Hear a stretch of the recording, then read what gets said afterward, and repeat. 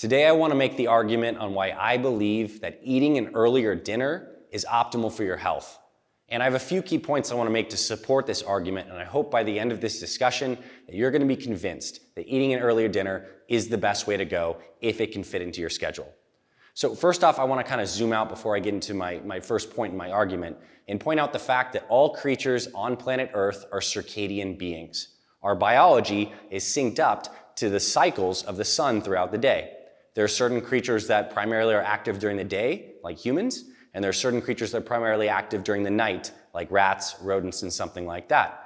Well, it turns out that our biology is designed to eat food primarily during that active sun time, and it has an impact on our metabolism. And this is all supported by the research.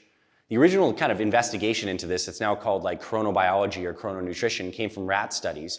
Again, as I mentioned, rats eat at night, and the researchers started to feed rats most of their food during the light cycle when they normally wouldn't be eating, and they found that those rats had more incidence of metabolic disorders, higher blood sugars, higher cortisol levels, higher blood pressures, and it just wasn't synced up to how they normally eat. Rodents normally eat at night, so when they fed them on the wrong shift, they saw some metabolic consequences. So it led researchers to start to ask questions about humans. Is the same thing true in humans? And there was a really cool study recently published from Johns Hopkins University that looked at this. They put two groups of people on a matched diet. They ate the same exact foods. The difference was one group had dinner at 6 p.m.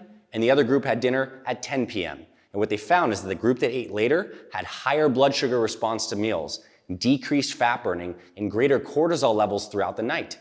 This is obviously not optimal. What we want is to eat food, get the nutrients in, have controlled blood sugars, not have too much insulin floating around. Eating late at night, out of the normal shift that the human species is meant to primarily eat, cause some metabolic problems. And now the drops weren't huge. Like the increase of blood sugar was like 20%. But if you stack that over a long period of time, that could have a consequence on your health for sure. But that's just one point. Maybe there's some metabolic dysregulation that happens when we eat too late at night. My second point is that eating late at night also disrupts your sleep. And we know how important sleep is for our health. Sleep is this time where both our brain and our body can effectively regenerate. We can relax the active mind, and we get into deep sleep. All of our muscles and tissues repair. Growth hormone increases. We want to optimize our sleep if we want to live a long time.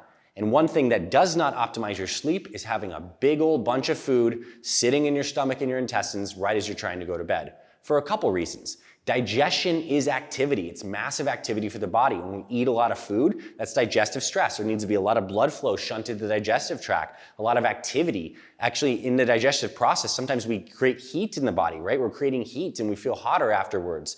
And also, it's just basically, it has been shown, and you can probably confirm this in your own experience, that eating late at night can cause sleep disturbances. It actually can impact whether or not you dream. There's a lot of crazy stuff. Don't eat too late at night because it also increases digestive stress. What we want at night is the body to go into a slow, less active state. And then when the sun comes up, and now we're getting into the fed time, we eat more of our food. My third point in supporting this idea that eating earlier in the day and having an earlier dinner is optimal for health is the fact that we know so many of the benefits right now of intermittent fasting.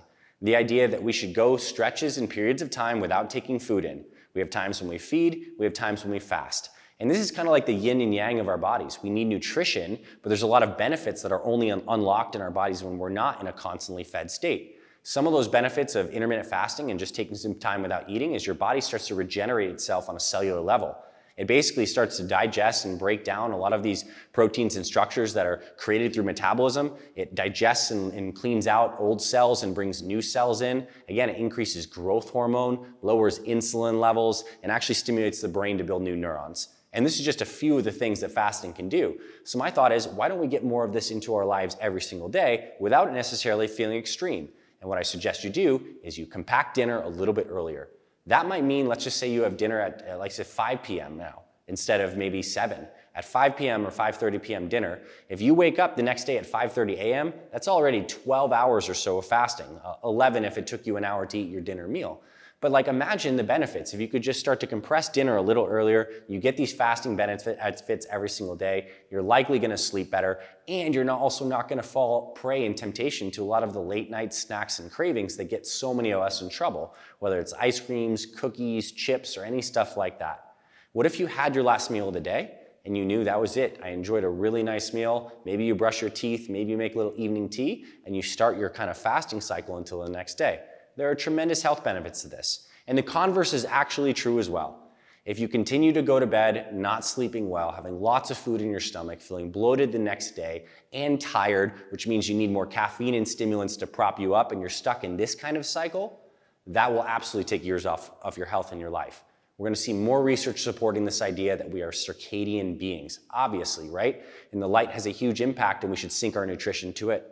So practically speaking, to kind of wrap this up, what might a day of your life kind of look like with this concept of the earlier dinner? Well, when you wake up in the morning, regardless of what time you wake up, whether that's 4 a.m. or 8 a.m., you rehydrate immediately. You get 20 to 32 ounces of water into your system.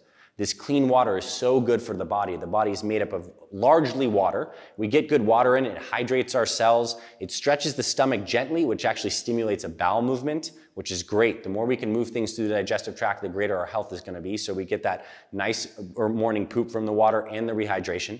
And then whenever you choose to have your first meal, it's up to you. If you're someone who likes to have food really early because you leave for work and this is what your schedule demands, then have it then. If you can wait a few hours and fast, then do that if that feels good to you. Whatever works in your schedule with that first meal is cool. But then I'd say 3 to 4, anywhere from 3, 4, 5, or 6 hours later, maybe you have the next kind of meal.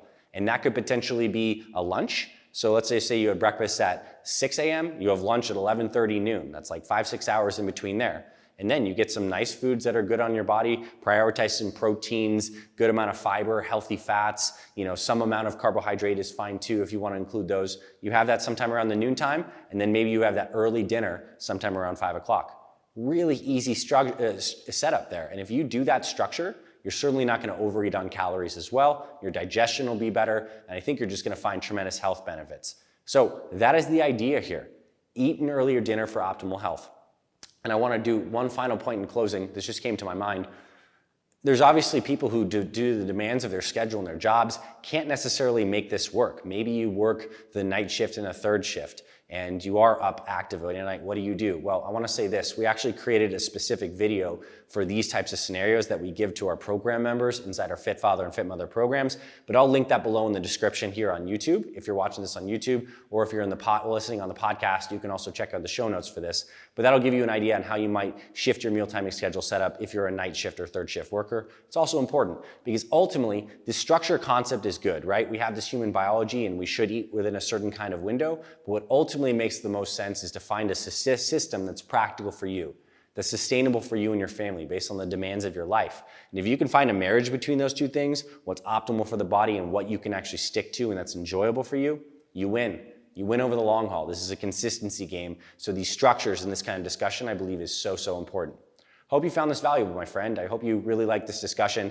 We want to do more of these kind of like punchy, if you will, ideas, like one kind of idea that you can start to think about and implement into your life, because I want you to start experimenting and continue growing on this path of getting healthier, stronger, and hopefully younger, and to detach the idea of chronological age, times around the sun, with biological age, how you actually feel when you move. Thanks, my friend. Hope you enjoyed this. I'll see you around all our different areas, the podcast, the YouTube channel, our websites, and I'll talk to you very soon.